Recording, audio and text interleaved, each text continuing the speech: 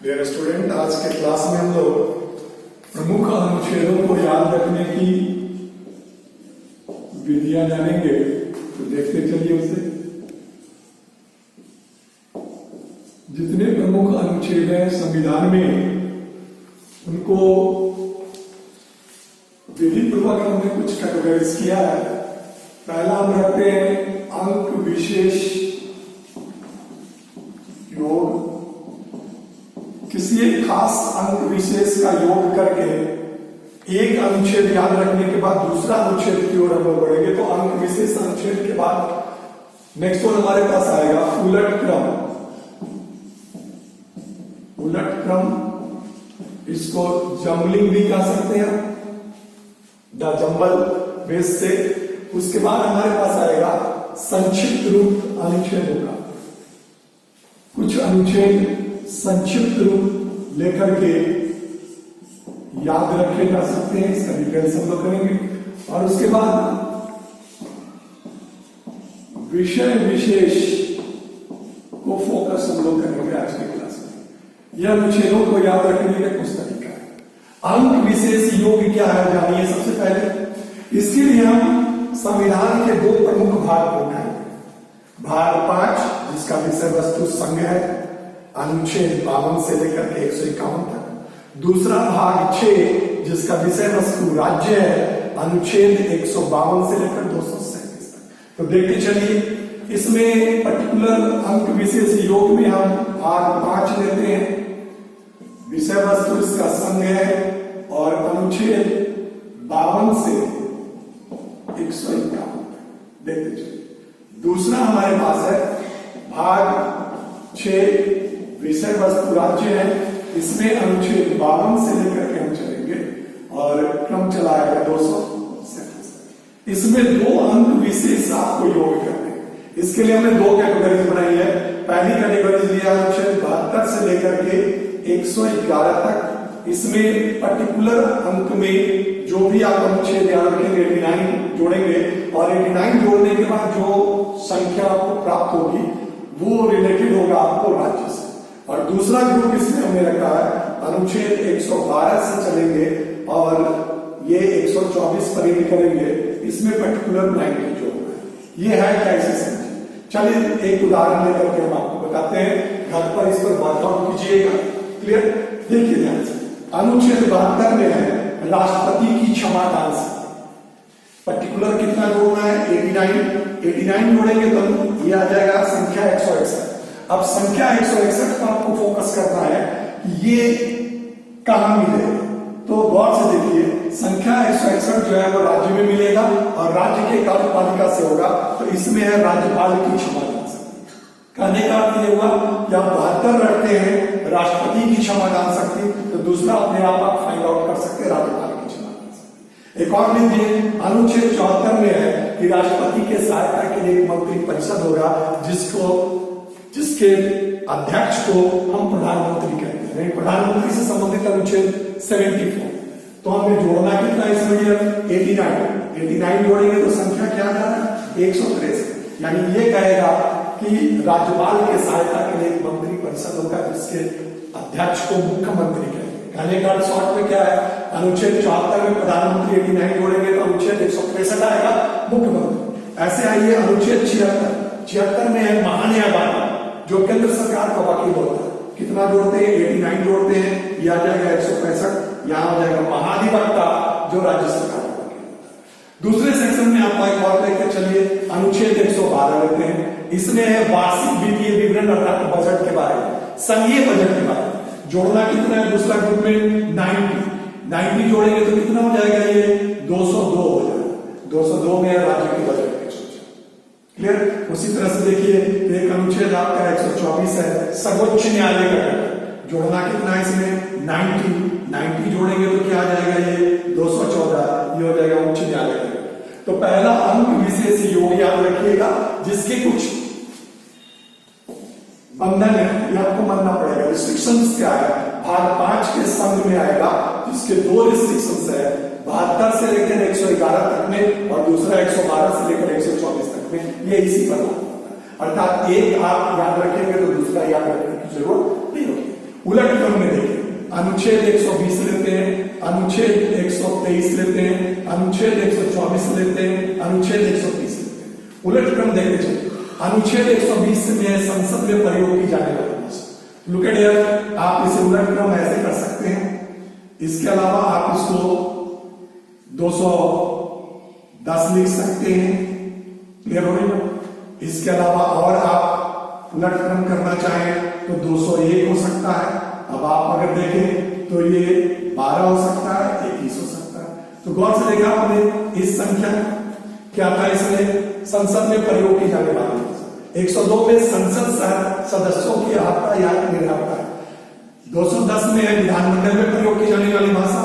201 में आपके पास मिल जाएगा राज्यपाल द्वारा राष्ट्रपति के अनुमति के लिए आरक्षित रखे गए मिल जाएगा। 12 में मूल अधिकार की परिभाषा। 21 में हो जाएगा प्राणी दैहिक स्वतंत्रता। चलिए 123 हम लेकर के चलते हैं, लेकिन इंपॉर्टेंट वन ये भी है। तो 123 में देखिए तो राष्ट्रपति के अध्यादेश जारी करने की शक्ति। ये 213 होगा तो राज्यपाल के अध्यादेश जारी करने की शक्ति। ये 132 होगा तो सुप्रीम कोर्ट की अपीलीय अधिकारिता। अब आप इसको और बदलें तो 231 अगर हो जाएगा तो 2 या 2 से अधिक राज्यों के लिए एक उच्च न्यायालय का होगा। अब इसको आप कम चेंज कर सकते हैं। 312 ये हो जाएगा आपका अखिल भारतीय सेवाएं और 321 लोक सेवाओं के कर्तव्यों का विस्तार। इस तरह से क्रम चलेगा आपका। ठीक है, संक्षिप्त रूप क्या है जानिए। अगला सर इसको घर पर आप कीजिएगा, ये बढ़ेगा आपका चेंज होकर के। संक्षिप्त रूप में जैसे हम लेते हैं उदाहरण आपका मूल अधिकार। क्लियर हो रही है? मूल अधिकार के जितने भी प्रावधान है उसके संक्षिप्त रूप कैसे चलते हैं। कम शब्दों में हम इसे अगर देखें पढ़ने के बाद आसानी से याद हो जाएंगे, क्योंकि जब आप एग्जामिनेशन में अपीयर हो रहे होंगे मल्टीपल चॉइस आपके पास आएगा, तो अगर आप इसके संक्षिप्त शब्दों को याद रखेंगे तो बहुत आसानी से आप उसको 4 में से एक ऑप्शन करेक्ट कर सकते हैं। क्लियर? फॉर एग्जाम्पल देखिए, पहला अनुच्छेद 12 में है मूल अधिकार का परिभाषा, सिंपल। ठीक है। 13 में है असंगत और अल्पीकरण विधियां, यानी मूल अधिकार का अल्पीकरण नहीं किया जा सकता। क्या चीज हो जाएगा ये? असंगत और अल्पीकरण विधियां। ठीक है, ये 2 मुख्य रूप से मूल अधिकार के बारे में चर्चा। अब उसके बाद मूल अधिकार के वर्ग आते हैं। तो वर्ग में पहला है आपका समता का अधिकार। समता का अधिकार ये पहला वर्ग है, ये ध्यान रखेंगे। तो समता का अधिकार कहां से शुरू होता है? अनुच्छेद 14 से 18। पहली समता क्या होगी? तो विधि के सामने। दूसरी समता क्या होगी? सामाजिक समता, यानी समाज के सामने। तीसरी समता क्या होगी? लोक नियोजन। सिंपली यह संक्षिप्त रूप हम आपको समझाते चल रहे हैं। लोक नियोजन यानी सरकारी नौकरियों में। अब इसका विधिकरण देखिए, बड़ा चीज क्या है? विधि के समक्ष समता का अधिकार है। ठीक है, सामाजिक समता का डिटेल्स क्या है? तो सरकार जाति, धर्म, लिंग, वर्ग, क्षेत्र इत्यादि के आधार पर कोई विभेद नहीं करेगी। ठीक उसी तरह से लोक नियोजन में अब अगर ये हो गया तो आपके पास आ जाता है अस्पृश्यता का सत्य। ठीक है, 18 आ जाएगा। समता तभी मिलेगी जब उपाधियों का अंत हो जाएगा। ये एक वर्ग आपके सामने आ गया। क्लियर हो रही है? दूसरा वर्ग आपके पास क्या होता है? वर्ग ए के बाद वर्ग बी का वर्गीकरण हम लोग लेते हैं स्वतंत्रता का अधिकार। तो स्वतंत्रता का अधिकार क्या है? पहला तो 19 बोलिएगा तभी स्वतंत्रता होगा। और वाक्य की स्वतंत्रता में बोलने के लिए इसके कई कारण, जैसे 19 के का में है वाक्य की स्वतंत्रता, प्रेसों की स्वतंत्रता। अब उसी तरह से आइए वाक्य खा में है आपके पास। अब बोलने के लिए आपको क्या चाहिए? कम से कम निरायुध सम्मेलन, कोई सम्मेलन में ही बोल सकते हैं, तो निरायुध सम्मेलन। अब उसके बाद के गांव में क्या है? सम्मेलन आपने किया तो संघ बनाने की स्वतंत्रता। संघ बनाया तो आप गांव में क्या है? उसके लिए आवाज संचरण चाहिए देश में घूमने होने की। ठीक है, अगर आवाज संचरण हो गया तो भाग के बाद अंगा में आपके पास क्या है? तो वहां निवास करने की स्वतंत्रता। निवास करने के लिए आपको संपत्ति अर्जन था तो वो 4 जो है वो निश्चित कर दिया गया। जानते होंगे ये निश्चित हुआ कब? तो 44वें संविधान संशोधन विधेयक के तहत। अब 4 के बाद 6 है तो आपका वृत्ति उपजीविका क्रम आप देखिए।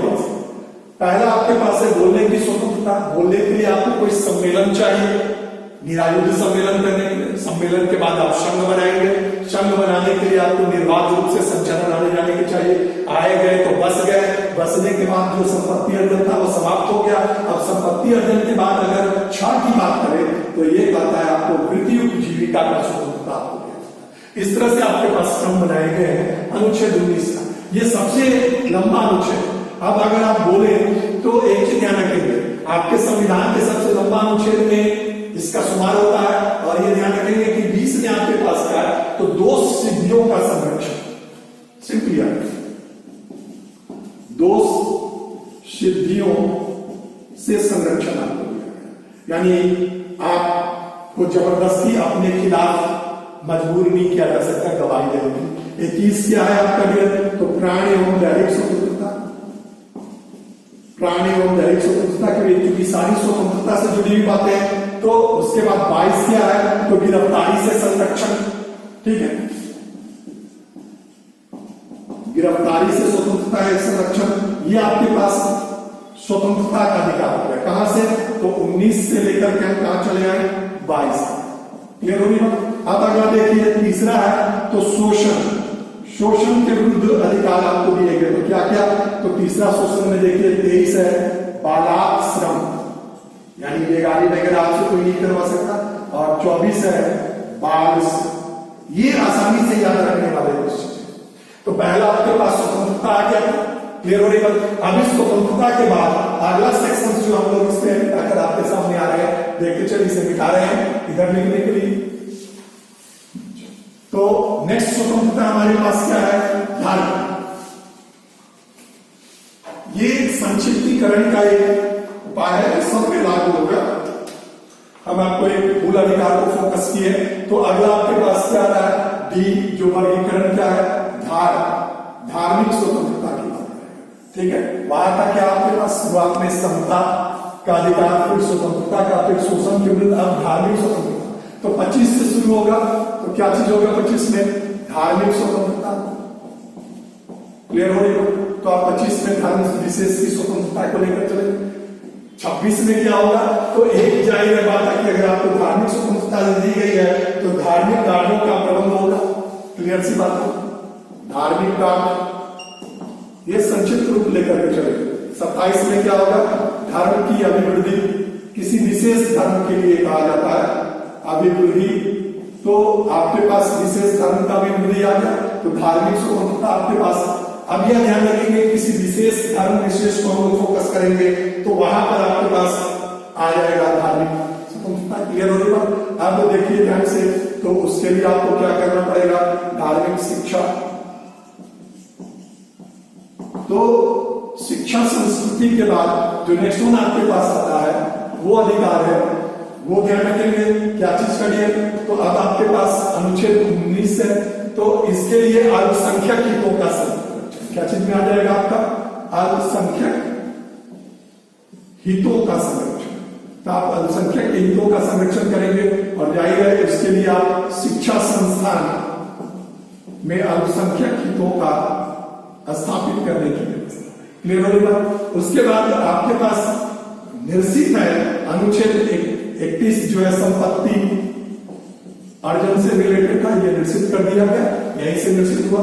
अब उसके बाद नेक्स्ट वन जो आपके पास आया वो है संवैधानिक उपचारों का अधिकार। संवैधानिक उपचारों का अधिकार ये आपको दिया गया, जिसमें 32 में है रिट, जो कि 5 प्रकार के रिट होते हैं, इसे समझ लीजिए। पहला हैबियस कॉर्पस है। सबसे पहले 1679 ईस्वी में हैबियस कॉर्पस एक्ट जो है वो लाया गया था ब्रिटेन में। सबसे पहले हैबियस कॉर्पस क्या है, गंभीर प्रत्यक्षीकरण, गिरफ्तार किए गए किसी भी व्यक्ति को 24 घंटे के अंदर निकटवर्ती मजिस्ट्रेट के सामने पेश करें, यह हैबियस कॉर्पस।